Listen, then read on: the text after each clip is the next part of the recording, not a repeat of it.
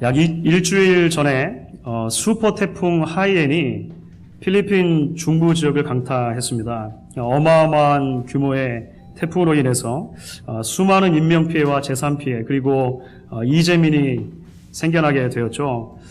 가장 최근에 어제 최종적으로 집계된 통계를 보니까 태풍의 직접적인 피해를 당한 사람만 907만 명에 이르게 되었다. 이렇게 이야기를 하더라고요. 그렇게 되면 필리핀 전체 인구의 10분의 1 정도, 10명에 1명꼴 정도가 이재민이 되었다라고 하는 그런 통계를 듣게 되었습니다.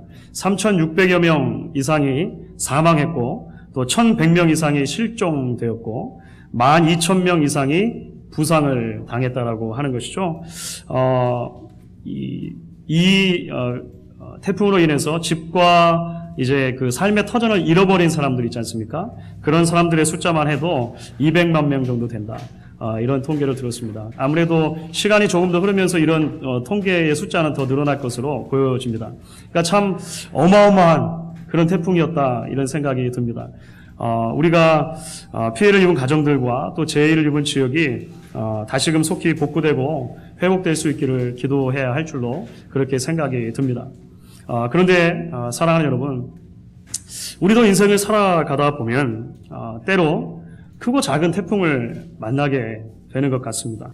인생의 바다에 불어오는 풍랑으로 인해서 우리의 삶의 배가 이리저리 흔들리는 것 같은 그런 경험을 하게 된다라고 하는 것이죠. 그래서 우리가 두려움과 염려 가운데 낙심하게 되어지는 그런 시기들을 당하게 된다라고 하는 것입니다. 어떤 경우에는 실제로 우리가 물질적으로, 육체적으로, 정신적으로 피해를 입게 되기도 하는 것이죠. 오늘 이 자리에 함께 모여서 예배하는 여러분들 중에서도 마치 지금 현재 우리의 삶이 인생 가운데 그 태풍의 한가운데를 지나가고 있다라고 느끼시는 분들이 계실지 모르겠습니다. 때로 그 풍랑이 너무 거대해서 슈퍼 태풍과 같아서 우리 인생의 배가 지금 곧 침몰하기 직전인 것처럼 느껴지는 분들도 계실지 모르겠다라고 하는 것이죠. 오늘 우리가 함께 읽은 말씀을 가지고 그래서 이 말씀에 조금 집중하고 귀를 기울여 볼 수 있기를 원하는 것입니다. 왜냐하면 오늘 말씀은 무서운 풍랑이 일고 있는 바다 한복판으로 저희들을 초대합니다. 그리고 그 풍랑 한가운데 이리저리 흔들고 있는 한 배를 보게 하는 것이죠. 이 배의 운명이 어떻게 될 것인가? 오늘 말씀을 통해 같이 살펴보면서 인생의 바다 위에 불어오는 풍랑을 우리가 어떻게 성공적으로 항해 나갈 수 있을 것인가? 이 말씀을 통해 은혜와 소망의 나침반을 함께 발견할 수 있게 되어지기를 원하는 것입니다. 여러분, 오늘 이야기는요, 배 위에 올라있는 예수님과 제자들의 이야기로 시작을 합니다. 예수님과 제자들이 왜 배 위에 올라가 계실까요? 그 배경을 이제 3장과 4장의 그 이전의 이야기들에서 설명을 해줍니다. 지난 주일에 함께 나누었던 안식일 사건이 있지 않습니까? 안식일 논쟁. 안식일에 이제 그 있었던 일 뒤에 물론 예수님을 죽이려고 하는 사람들이 생겼지만 다른 한편으로는 일반 대중에게 예수님의 인기가 더 많이 올라갔다라고 하는 것을 발견하게 됩니다. 그러니까 상한 몸과 지친 영혼을 가지고 예수님께로 나오는 사람들이 기하급수적으로 늘어났다라고 하는 거예요. 예수님께서 물론 치유를 하시려면 조금 사람들과 가까이 있는 것이 좋겠지만 예수님께서 어떤 가르침을 주시려고 했을 때 그들에게 뭔가 그 말씀을 베풀려고 했을 때는 이게 좀 어려운 그런 상황이 되었다라고 하는 것입니다. 그래서 예수님께서는 안식일 사건 이후로부터 사람들을 가르치실 때 아주 재밌는 방법 하나를 이제 사용하시게 됩니다. 그 방법이 뭐냐면요, 배를 이용하는 거예요. 배를 이용하는 것입니다. 그래서 안식일 사건 바로 뒤에 많은 사람들이 예수님께 나왔을 때 예수님께서는 배를 좀 준비시켜라 이렇게 말씀을 하십니다. 3장 9절에 보니까 이렇게 기록이 되어져 있어요. 예수께서 무리에 애워싸 미는 것을 면키 위하여 작은 배를 등대하도록 제자들을 명하셨으니, 이 그림이 좀 그려지십니까? 사람들은 바닷가에다가 모아놓고 예수님께서는 배를 타시고 바닷가에서 조금 떨어진 곳에 물 위에 떠 계신 것입니다. 그리고 거기서 사람들을 가르치셨다라고 하는 것이죠. 이 방법이 상당히 잘 작동을 했던 것 같아요. 이 방법이 꽤 좋았던 것 같습니다. 성공적이었던 것 같습니다. 4장을 시작하면 예수님께서 또 한 번 이제 이런 방법으로 사람들을 가르치기 시작하시죠. 4장 1절입니다. 1절에는 이렇게 기록이 되어 있습니다. 예수께서 다시 바닷가에서 가르치시니 큰 무리가 모여들거늘 예수께서 배에 올라 바다에 떠 앉으시고 온 무리는 바다 곁 육지에 있더라. 이제 그 그림이 좀 머리에 그려주시죠. 이 상태로 바다에 떠 계신 상태로 예수님께서 그 유명한 씨 뿌리는 자의 비유를 비롯해서 이제 하나님 나라와 관계된 여러 가지 비밀의 비유들을 사람들에게 가르치시기 시작했다라고 하는 것입니다. 오늘 우리가 함께 읽은 본문은 바로 그날 저녁에 있었던 일을 이야기하는 것입니다. 그날 저녁에 어떤 일이 있었는가? 이제 오늘 우리가 함께 읽은 본문은 이렇게 소개를 하면서 시작을 합니다. 4장 35절과 36절인데요. 이 말씀은 저희가 오늘 본문의 말씀이니까 같이 한번 읽도록 하겠습니다. 그날 저물 때에 제자들에게 이르시되 우리가 저편으로 건너가자 하시니 저희가 무리를 떠나 예수를 배에 계신 그대로 모시고 가매 다른 배들도 함께 하더니. 이게 무슨 말입니까? 갈릴리 바다가에서 사람들을 가르치기 시작하셨는데요. 어느 시점부터 예수님이 가르치셨는지 정확하게 알 수는 없지만 이제 해가 뉘엿뉘엿 지게 됐다고 하는 것이죠.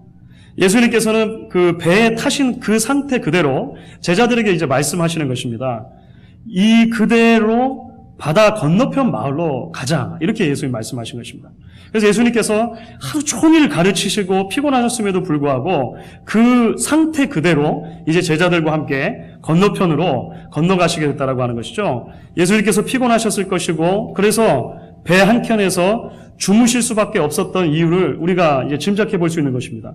하루 종일 배 위에서 가르치셨고 이제 해가 져서 건너가는 배 위에서 예수님은 주무시고 제자들은 노를 젓고 하는 모습을 우리가 발견하게 된다라고 하는 것이죠. 그런데 얼마 지나지 않아서 이 바다 위로 풍랑이 일기 시작했다라고 하는 것입니다. 마가는 사실 여러 복음서 기자들 중에서도 어떤 사건을 설명할 때 굉장히 생생하고 생동감 있게 전달해주는 그런 특징을 가지고 있습니다. 이 사건도 그래서 마가가 굉장히 생동감 있게 우리에게 전해주고 있어요. 37절에 보면 그때 어떤 일이 일어났는가 이렇게 이야기를 하죠. 큰 광풍이 일어나며 물결이 부딪혀 배에 들어와 배에 가득하게 되었더라. 이게 무슨 말입니까? 엄청나게 큰 바람이 불었다는 것입니다.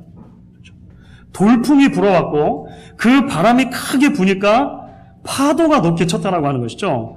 그 높은 파도가 마치 배를 집어삼킬 이제 닥쳐오게 되었고 배 안으로 물이 들어오게 된 것입니다. 배 안에 물이 가득 차게 됐다라고 하는 것이죠. 사실 이 갈릴리 바닷가에 이 폭풍은 굉장히 유명합니다. 사람들에게 굉장히 익숙해져 있었다라고 하는 거예요. 왜냐하면 지리적으로 볼 때 그 기후적으로 볼 때 풍랑이 잘 일 수밖에 없는 그런 상태였다고 하는 것입니다. 갈릴리 바다는 지표면에서 200m 아래에 있습니다. 갈릴리 바다에서 위쪽으로 60km 정도를 가면요, 이스라엘에서 제일 높은 산이 있어요. 헐몬산이라고 하는 산이 있습니다. 해발 3,000m가 돼요. 지금도 이스라엘에서는요, 그래서 많은 사람들이 그 헐몬산에 가서 스키를 탑니다. 제일 높은 산이기 때문에 그래요. 그 헐몬산에서부터 찬바람이 내려오는데 갈릴리 바다에 따뜻한 공기를 만나게 되어지면 여지없이 돌풍이 불어닥친다라고 하는 것이죠. 그래서 갈릴리 바다에는 굉장히 자주 그런 종류의 돌풍이 일었고, 그렇기 때문에 갈릴리 바다를 주 무대로 업을 삼고 사는 사람들에게는 웬만한 돌풍 정도는, 웬만한 폭풍 정도는 상당히 익숙했다라고 하는 것입니다. 그러니까 예수님의 제자들이 어부였다는 것을 감안할 때 이게 상당히 익숙해져 있을 것이라고 우리가 생각해 볼 수 있는 것이죠. 그런데 웬일입니까?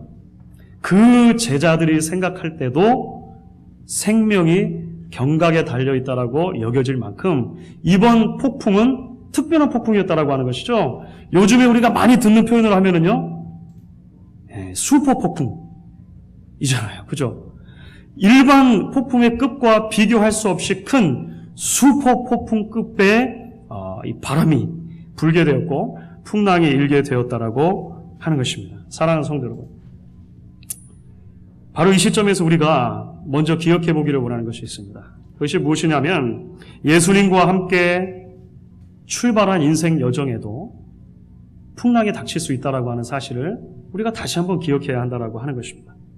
예수님께서 출발하자고 하신 항해입니다. 심지어 예수님께서 그 배에 타고 계십니다.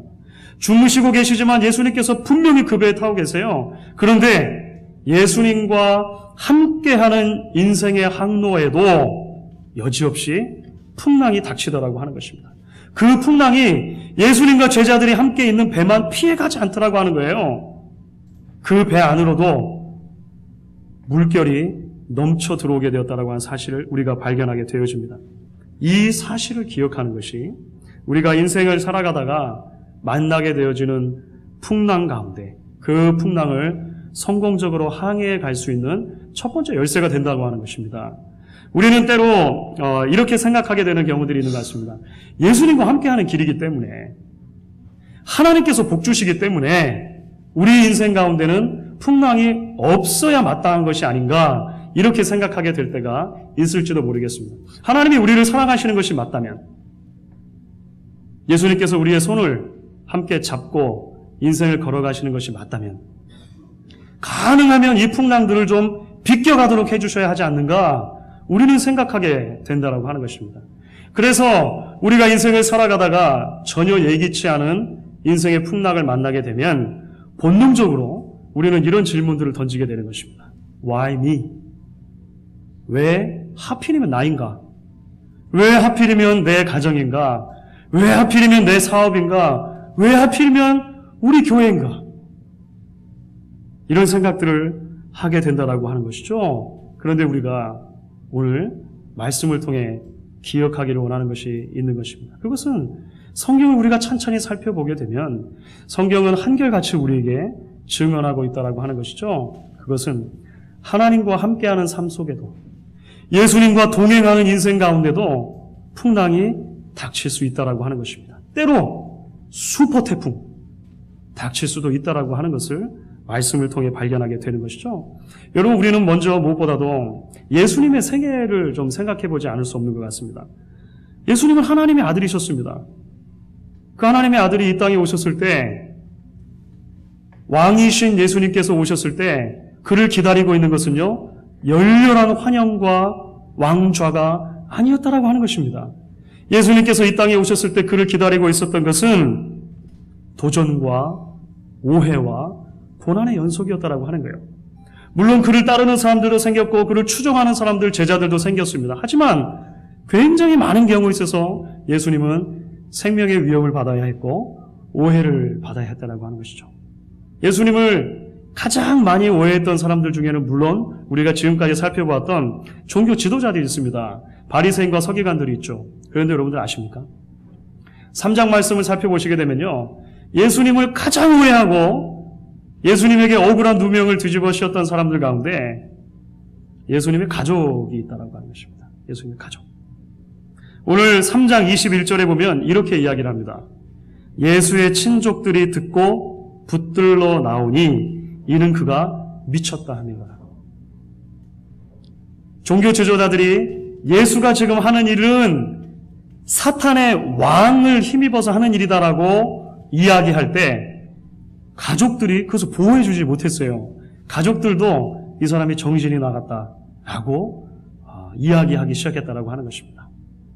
가장 가까이 있는 사람, 가장 나를 잘 이해해 줄 수 있을 것 같았던 사람마저도 오해하고 잘못된 허위 사실을 유포하고 말이죠.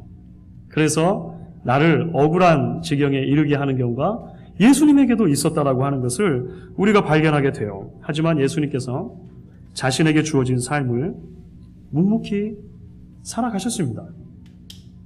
그 길을 묵묵히 걸어가셨습니다. 왜 그렇겠습니까?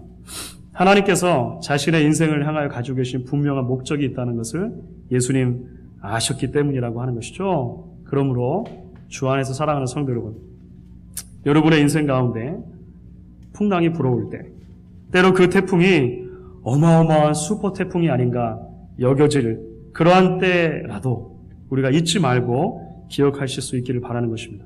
그 태풍 가운데 하나님의 계획이 반드시 있다라고 하는 것입니다.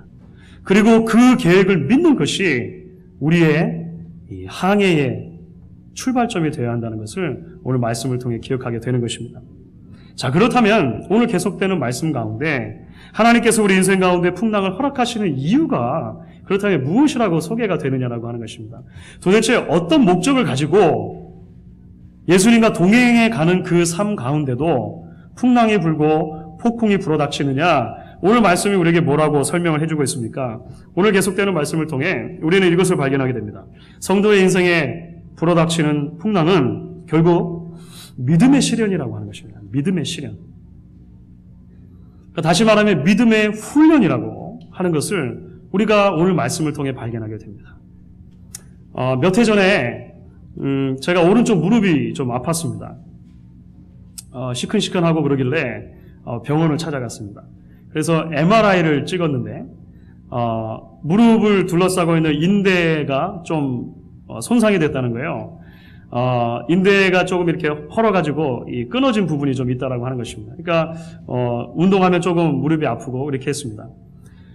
수술을 할 정도는 아니지만 그대로 살면 불편하니까 인대는 여러분들 특성상 그 자연적으로 재생은 안 되는 거 아시죠? 그러니까 끊어졌던 섬유질이 자기가 스스로 막 자라나가지고 섬유질이 다시 얽혀서 그 끊어졌던 부분이 스스로 복구는 안 된다라고 하는 것입니다. 그래서 의사가 제게 그 치료책을 알려줬어요. 운동을 하라는 건데요. 그게 뭐냐면 인대 끝에 붙어있는, 인대를 붙들고 있는 근육 있지 않습니까? 그 근육을 운동을 해주라는 거예요. 그러니까 너무 무리하지 않은 상태에서 종아리나 허벅지 근육을 운동을 해서 인대가 받아야 될 그 하중을 근육이 받을 수 있도록 근육의 운동을 해주면 문제가 낫는다는 거예요. 여러분 놀랍죠? 그래가지고 제가 운동을 했겠습니까? 안 했겠습니까? 안 했다라고 하시는 분들이 계시는데 아직 저를 잘 모르시는 것 같아요. 제가 겁이 많아가지고 했습니다. 그래서 물에 가서 걷기도 하고 뭐 이런 거 있지 않습니까? 조금씩. 그런데 정말로 낫기 시작합니다. 그래서 다시 축구도 하고 다시 다른 운동을 할 수 있게끔 되는 거죠. 인대 자체는 그대로 있는 거예요. 인대에 손상된 그 문제 자체는 그대로 있는 것입니다. 그런데 근육에 운동을 가해줘서 근육에 힘을 키워가지고 이 문제를 극복할 수 있게끔 하는 방법이 있었다라고 하는 것이죠. 고난의 한가운데를 지나는 하나님의 백성들을 향한 하나님의 기대가 무엇입니까? 문제 자체를 없애버리는 것 자체가 목적이 아니고 하나님께서는 그 문제를 바라보는 우리의 신앙의 근육을 훈련시키시는 것이죠. 우리의 신앙의 근육이 단단해질 수 있도록 하나님께서 그러한 폭풍의 시기를 지나도록 허락해 주신다라고 하는 것입니다. 하나님께서 성도의 인생 가운데 원하시는 것은 problem free, 문제가 전혀 없는 삶이 아니라 문제를 가지고도 그 문제 가운데 하나님의 능력을 경험하고 믿음으로 견뎌나가는 신앙의 훈련을 하나님 주신다라고 하는 것이죠. 오늘 평소와 비교할 수 없이 거대한 이 슈퍼 태풍을 만난 제자들이 거의 정서적으로 공황 상태에 빠지게 됩니다. 그러니까 뱃사람이었던 이 제자들이요, 본능적으로 알아차린 거예요. 이번 풍랑은 죽을 수도 있다. 그렇죠. 갈릴리 바다에서 뼈가 굵은 사람들이잖아요. 그런데 이번 풍랑에는 내가 죽을 수도 있겠다라고 생각한 겁니다. 완전히 생에 막다른 골목에 다다른 것이죠. 그래서 배 한켠에서 피곤해서 주무시고 계시는 예수님을 깨우는 것입니다. 예수님, 우리가 지금 다 죽게 생겼는데 뭐 하고 계십니까? 예수님을 막 흔들어 깨워요. 꾸짖는 것이죠. 이어지는 이야기 속에서 우리가 두 가지 놀라운 점을 발견하게 됩니다. 예수님께서 잠을 깨셔서 하신 행동들이 참 놀라운데요. 첫 번째 예수님의 하시는 행동은 무엇이었냐면 잠에서 깨자마자 이제 그 풍랑과 바다를 잠잠하도록 그렇게 해주십니다. 참 놀랍습니다. 오늘 말씀을 보시면 예수님께서 뭐라고 얘기하시냐면 거센 바다와 높은 파도에게 동일하게 명령하시는 거예요. 잠잠해라, 고요해라. 마치 이런 것 같아요. 아이들이 막 시끄럽게 떠들고 놀고 있어요. 그렇죠. 그런데 좀 너무 소란스럽다라고 생각이 들 때 부모들이 어떻게 합니까? 쉿! 조용해. 이렇게 하잖아요. 조용히 하지 않습니까? 마치 딱 그거 같아요. 마치 어린아이 얼레듯이 예수님께서 그 잡아 먹을 것 같은, 집어 삼킬 것 같은 거대한 풍랑과 폭풍 가운데 조용하니까 이렇게 하셨어요. 그런데 웬일입니까? 아이들이 부모의 말을 듣는 것처럼 그 엄청난 무시무시했던 파도와 바람이 잠잠해졌다라고 하는 것입니다. 바람도 멎었고 파도도 멈췄어요. 물이 너무 잔잔해가지고 이렇게 내 얼굴을 비춰보면 거울처럼 비춰 보일 때 있지 않습니까? 여러분 아무리 바람이 갑자기 줄어들었다 하더라도 물결까지 갑자기 줄어드는 것은 이게 자연적으로 이해가 잘 안 되는 현상이죠. 예수님께서 말씀하셨을 때 조용해졌다라고 하는 것입니다. 굉장히 놀랍죠? 굉장히 놀랍습니다. 그런데 저는 개인적으로 더 놀라운 것이 있습니다. 오늘 말씀을 읽어가면서 더 충격적으로 제게 와닿았던 부분이 있습니다. 그것은 예수님께서 그렇게 기적을 일으키신 다음에 하는 행동입니다. 예수님께서는 무엇을 하셨습니까? 제자들을 꾸짖으셨습니다. 여러분 사실 곰곰이 생각하면 참 놀라워요. 예수님께서는 제자들의 등을 토닥이면서 이렇게 말씀하지 않으셨다는 것입니다. 미안해. 내가 깜빡 잠이 들었네. 많이 놀랬지? 이제 괜찮아. 내가 다 해결했어. 걱정하지 마. 그렇죠. 예수님께서 이렇게 얘기해 주실 법도 하지 않습니까? 제자들이 얼마나 놀랬겠어요. 그런데 예수님께서는 그렇게 제자들의 등을 다독이면서 얘기하지 않으시고 제자들을 꾸짖으셨습니다. 뭐라고 꾸짖으시냐면 어찌하여 이렇게 무서워하느냐? 너희가 어찌 믿음이 없느냐? 꾸짖으셨다는 것입니다. 무슨 말입니까? 믿음의 문제를 예수님께서 거론하고 계시는 거예요. 오늘 말씀을 통해서 우리는 물론 예수님의 능력을 발견하게 되어집니다. 창조주이신 그 예수님께서 하나님의 신성을 가지고 그 거센 풍랑과 파도를 참잠케 하셨다. 예수 그리스도의 능력이 나타나는 것이죠. 하지만 거기서 멈추는 것이 아니라 오늘 말씀을 좀 더 나아가 우리에게 이야기를 합니다. 제자들에게 주님께서 기대하셨던 것은 본래 무엇입니까? 믿음이라고 하는 거예요. 그 믿음은 풍랑이 있는 바다 속에서 발동되는 믿음이라고 하는 것입니다. 때로 우리 인생의 배가 침몰해 가는데 주님께서 주무시고 계시다라고 느끼신 적은 혹시 없으십니까? 하나님 도대체 어디 계세요? 라고 생각하신 적은 없느냐라고 하는 것입니다.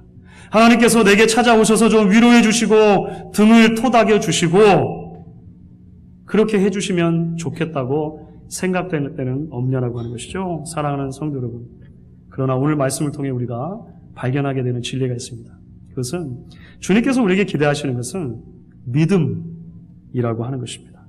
우리와 함께 하시는 주님께서 때로 우리 인생 가운데 풍랑을 허락하실 수도 있다라고 하는 믿음이죠. 그 주님께서 우리 인생의 배를 결코 포기하지 않으시고 그 풍랑 가운데도 버리지 않으시고 끝까지 목적지까지 가게 하실 것이고 하나님의 뜻을 이루실 것이라고 하는 것을 믿는 것입니다. 그 믿음을 우리에게 요구하고 계신다라고 하는 것이죠. 이것이 바로 이 믿음을 기억하고 믿음을 발동하는 것이 풍랑이 있는 인생의 바다 위를 성공적으로 항해해 갈 수 있는 이제 두 번째 열쇠가 된다라고 하는 것입니다. 여러분 미국의 메이저리그 명예 전당에 등록된 그 몰트카이 브라운이라고 하는 전설적인 투수가 있습니다. 모르드게죠. 그 유대인이었던 것 같아요. 그 몰트카이 브라운이라고 하는 전설적인 투수가 있는데요. 1900년대 초반에 활동했던 아주 옛날이긴 합니다만 초반에 활동했던 아주 전설적인 선수입니다. 그런데 여러분 이 선수의 별명이 있어요. 그 별명이 뭐냐면 Three Finger Brown입니다. 세 손가락의 브라운. 왜 그런지 아십니까? 투수였어요. 전설적인 투수였는데 오른쪽 손에 상당한 장애가 있었습니다. 이 브라운이라고 하는 사람이 7살 되었을 적에 외삼촌집에 갔다가 그 옥수수 가는 기계 있지 않습니까? 그게 손이 말려 들어가요. 그래서 손가락이 거의 다 절단이 됩니다.